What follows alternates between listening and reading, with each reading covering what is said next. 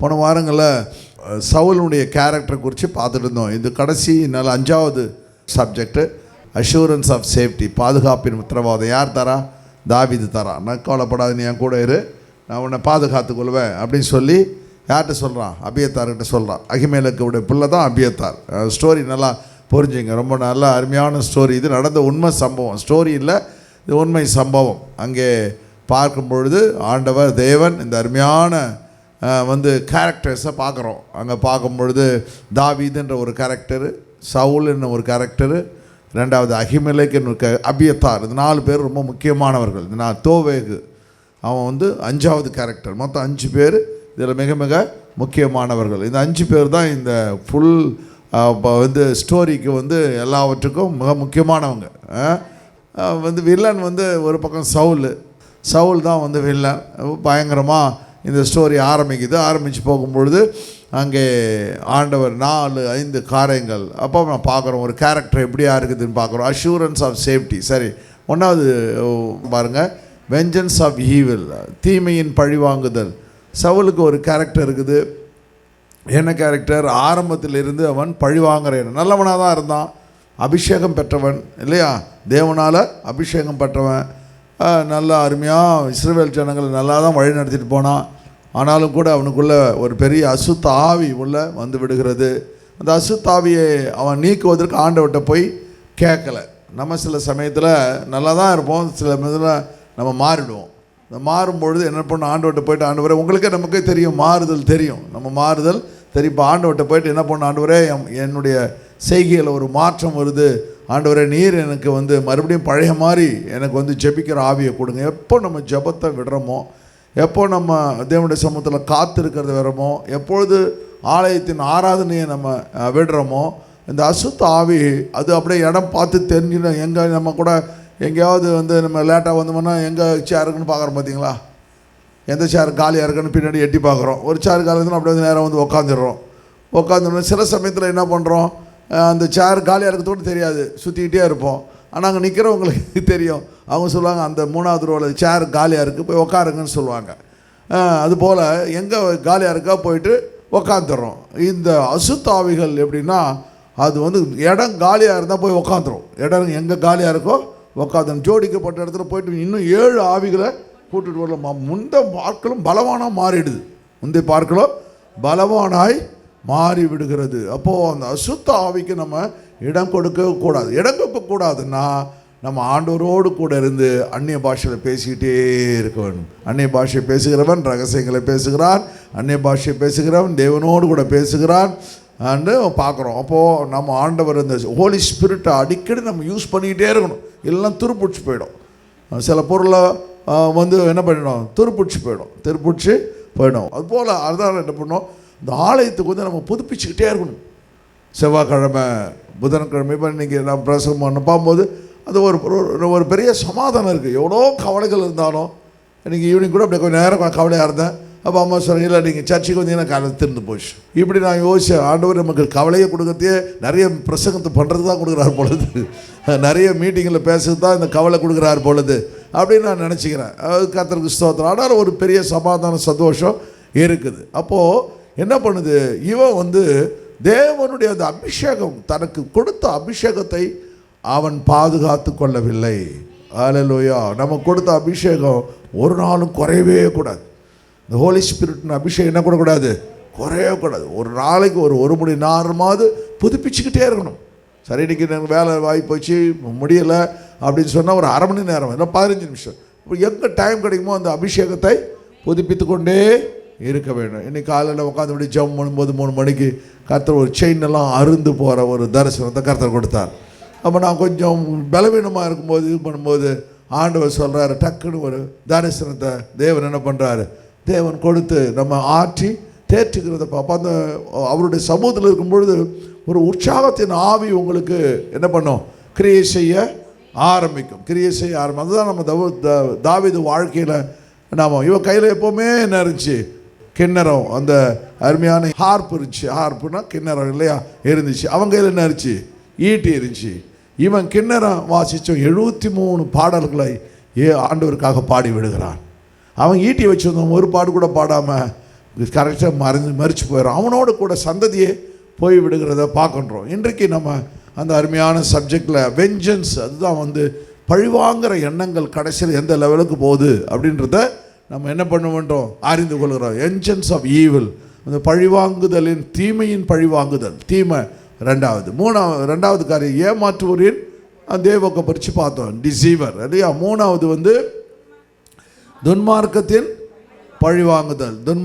பழிவாங்குதல். சரி, நாலாவது வந்து மரணம். கடைசியில் 85 ஆசாரியர்களே அவன் என்ன பண்ணுறான், அந்த லெவலுக்கு அந்த பழிவாங்குறன்னு லைட்டாக ஆரம்பித்து கடைசியில் ஆசாரிகளே கொள்கிற அளவுக்கு என்ன பண்ணுறது, அவனை வழி நடத்தி சென்று விடுகிறத பார்க்குறோம். பார்த்தீங்களா? இப்போது சவுல் நரகத்தில் இருப்பானா பரலோகத்தில் இருப்பானா? கட்டாயமாக நிச்சயமாக நரகத்தில் இருப்பான். ஏன்னா ஆண்டவர் விட்டு போயிடுறான். பார்த்தீங்களா? கடைசியில் குறிகாக்க போகிறான், எல்லாத்தையும் பண்ணுறான், தனக்கு ஸ்தம்பத்தை நாட்டுறான், எல்லாம் தேவனுக்கு பிடிக்காத நிறையா செய்கிறான். அப்புறம் பலி செலுத்து வந்து அங்கே பார்க்கும்பொழுது ஆடுகள்லாம் எல்லாத்தையும் கொண்டுட்டு வாடான்னா அவன் என்ன பண்ணுறான், முதன்மையானதை எடுத்துகிட்டு வந்துடுறான். அவனுடைய சாமோடு அவனுக்காக அழறான். எவ்வளோ பெரிய கேரக்டர், பியூட்டிஃபுல் கேரக்டர், நல்லா உயரமாக இருந்தான், நல்லா அழகாக இருந்தான், எல்லாம் இருந்தான். கடைசியில் என்னது, மனசு சரியில்லை. அப்போ நம்ம எவ்வளோ உயரமாக இருக்கோம், எவ்வளோ அழகாக இருக்கோம், எவ்வளோ நம்ம முடி வச்சுருக்கிறோம், எப்படி இருக்கிறோம், அது முக்கியம் கிடையாது. நம்முடைய இருதயம் ஆண்டவர் பார்க்குறார். நம்முடைய தோற்றத்தை ஆண்டவர் பார்க்கல. எதை பார்க்குறாரு? நம்முடைய இருதயத்தை பார்க்குறார். ஹல்லேலூயா, ஹல்லேலூயா. நாலாவது காரியம் பார்க்குறோம், வெஞ்சன்ஸ் ஆஃப் டெத். ஆண்டவர் தேவன் என்ன பண்ணுறாரு, மரணத்தின் பழிவாங்குதல். நாலாவது கேரக்டர் ப்ரொடெக்ஷன் ஆஃப் ஃபேவர். அப்போது அவன் அந்த அபியத்தார் என்ன பண்ணுறான், கடைசியில் நல்லா புரிஞ்சுங்க இந்த ஸ்டோரி என்ன. எத்தனை பேர் சொன்னேன், 1 ராஜாக்கள் 2 ராஜாக்கள் வரலையும் வரான், அபியத்தார் வரான். அவ்வளோ அளவுக்கு அவனுடைய பெரிய ஹிஸ்ட்ரி இருக்குது. அப்போ பார்த்து பாருங்க என்ன சொல்கிறான் பாருங்க. அதான் இன்றைக்கி சப்ஜெக்ட். கொஞ்சம் படிப்போம், நம்ம குயிக்காக போகலாம். அகிதூப்பின் குமாரனாகிய அகிமெலேக்கின் குமாரரில் அபியத்தார் என்னும் பேருள்ள ஒருவர் தப்பி தாவீது இருக்கும் புறமாக கொஞ்சம் நிறுத்தி வாசி. அகிதூப்பின் குமாரனாகிய அகிமெலேக்கின் குமாரரில், வெரி குட், அகிமெலேக்கின் குமாரரில். அப்ப நிறைய பிள்ளைங்க அவனுக்கு இருந்திருக்கு. அபியத்தார் என்னும் பேருள்ள ஒருவன் தப்பி தாவீது இருக்கும் புறம்பாக ஓடி போய். தாவீது எங்க இருக்கானோ அவன் புறம்பா. இப்ப வந்து சவுல் வந்து அவங்க அப்பாவை கொன்னுடுறான். 85 ஊழியக்காரர்களை, ஆசாரிகளை கொன்னுடுறான். கொன்னுட்டோன்னு என்ன பதட்டம் தெரியல. இவன் என்ன பண்ணுறான், தப்பிச்சு நேராக வேறு வழியே கிடையாது, தாவீது தான் போய் ஆகணும். அவன் தாவீதுகிட்ட ஓடுறான். ஓடி போய் சவுல் கர்த்தருடைய ஆசாரியர்களை கொன்று போட்ட செய்தியை தாவீதுக்கு அறிவித்தான். சவுல் கர்த்தருடைய ஆசாரியர்களை கொண்டு போட்ட செய்தியை தாவீதுக்கு அறிவித்தான். அப்பொழுது தாவீது அபியத்தாரை பார்த்து ஏதோமியனாகிய தோவேக்கு அங்கே இருந்தபடியினாலே அவன் எவ்விதத்திலும் சவுலுக்கு அதை அறிவிப்பான் என்று அன்றைய தினமே அறிந்திருந்தேன். ஹல்லேலூயா. அப்போ நம்ம ஒரு கும்பலில் பேசும்பொழுது, நம்ம உறவினர்கள் மத்தியில் பேசும்போது ஒரு ஆள் ஒன்று காட்டி கொடுக்குற ஆள் நமக்கு தெரியும். அதனால் நம்ம அது என்ன பண்ணுறோம், அதை டக்குன்னு நம்ம மைண்டில் வரும். ஆனாலும் கொஞ்சம் கேர்லெஸ்ஸாக இருந்துருவோம். இவனுக்கு தெரியுது, ஆனால் அவன் சுற்றி இருந்தானா ஒன்றும் பண்ணியிருக்க முடியாது. ஆனால் அவன் பெரிய படையோடு கூட வரகிறான். ஆனால் காமந்து பண்ணியிருக்கவும் முடியாது. இருந்தாலும் அவன் மனசு ரொம்ப அதிகமாக வேதனைப்படுது. உன் தகப்பன் வீட்டாராகிய எல்லாருடைய மரணத்திற்கும் காரணம் நானே. அப்போது இவனுக்கு உதவி செய்ததுனால அவனுடைய 85 பேர் மரணத்துக்கு நான் வந்து காரணமாயிட்டேன்னு சொல்லி அவன் என்ன பண்ணுறான், அப்படியே ஒரு குழந்தையை போல தன் தப்பை ஒத்துக்கொள்கின்றான். அவன் பண்ண வந்து அவனை விடக்கூடாதுரா. தாவீது திட்டல. அவன் சொன்னான், எல்லாத்துக்கும் நான் தான்டா காரணம், உங்கள் அப்பா எனக்கு ஒர்க் பண்ண, எனக்கு உதவி செஞ்சார், இப்படி நடந்து போச்சுன்னு சொல்லி தன் தவறுகளை அவன் ஒத்துக்கொள்கிறான். நீ என்னிடத்தில் இரு, பயப்பட வேண்டாம். என் பிராணனை வாங்க தேடுகிறவனே, உன் பிராணனையும் வாங்க தேடுகிறான். நீ என் ஆதரவிலே இரு என்றான். ஹல்லேலூயா. ஆண்டவர் தேவன் 5வது அருமையான டாபிக், ப்ரொடெக்ஷன் ஆஃப் ஃபேவர், பாதுகாப்பின் இளைப்பாறுதல். ஒருவன் தன்னுடைய குடும்பத்தையே இழந்து போய் வரும்பொழுது அங்கே தாவீது ராஜா என்ன பண்ணுறாரு, அவனுக்கு வந்து இளைப்பாறுதலை பாதுகாப்பு தர்றார். அதுபோல் நம்முடைய வாழ்க்கையில் எவ்வளோ துன்பங்கள், நெருக்கங்கள், கஷ்டங்கள், வேதனைகள், வியாகுலம் வந்தாலும் நமக்கு நன்மையை செய்கிற, பாதுகாப்பு கொடுக்குற ஒரு ராஜாதி ராஜா நம்மோடு கூட இருக்கிறார். ஆடவனாய் நம்மோடு கூட இருக்கிறார். எஜமான நம்மோடு கூட இருக்கிறார். அல்லேலூயா. ஆளுகை செய்கிற ஒரு தேவன் நம்மோடு கூட இருக்கிறார். அதனால் அவரை நம்ம எப்போவுமே நினச்சிக்கணும். அப்போது இவனுக்கு ஒரு ஆறுதலாக அந்த சமயத்தில் அவனும் கைவிட்டிருந்தா அவன் எங்கே போகிறதுன்னு தெரிஞ்சிருக்காது. ஒரு ஆறுதலாய் அவன் மாறி விடுகிறத பார்க்க முடியும். சரி, இப்போ சப்ஜெக்டை நம்ம கவனிப்போம். 1 சாமுவேல் புத்தகத்தில் 23ஆம் அதிகாரம் 22 வாசிங்க. 23 1ஆம் அதிகாரத்தை பாருங்கள். அங்கே பார்க்கும்பொழுது அங்கே கைலான்னா கோகிலான்னு சொல்லுவாங்க தமிழில். நிறைய பேருக்கு கோகிலான்னு பேர் வச்சுருக்கான் பாருங்க. ஆமாம், அதெல்லாம் வந்து பைபிளில் வந்து கேகிலாவை கோகிலா வாங்கிட்டான். இங்கே கேகிலான்னு ஒரு இடம் இருக்குது. கைலான்னு இங்கிலீஷில் சொல்லுவாங்க. அந்த இடத்துல வந்து பெலிஸ்தர் வந்து பயங்கரமாக யுத்தம் பண்ணி அங்கே கொள்ளடிக்கிறாங்க. கொள்ளடிச்ச உடனே இந்த செய்தி யாருக்கு போகுது? தாவீதுக்கு போகுது. அப்போ தாவீது என்ன பண்ண, உடனே அவனே வந்து ஆதரவு இல்லாமல் இருக்கிறான். ஒரு இடத்துல தங்கி இருக்கிறான், ஒரு அரணான இடத்துல இருக்கிறான். சவுலுக்கு பயந்து இருக்கிறான். இவன் நமக்கு என்ன வந்துச்சுன்னு கண்டுக்காமல் விட்டுட்டுருக்கலாம். நானே பிரச்சனை இருக்கேன், ஏன்டா தேவையில்லாத பிரச்சனை அப்படின்னு விட்டுருக்கலாம். ஆனாலும் கூட அவன் விடலை.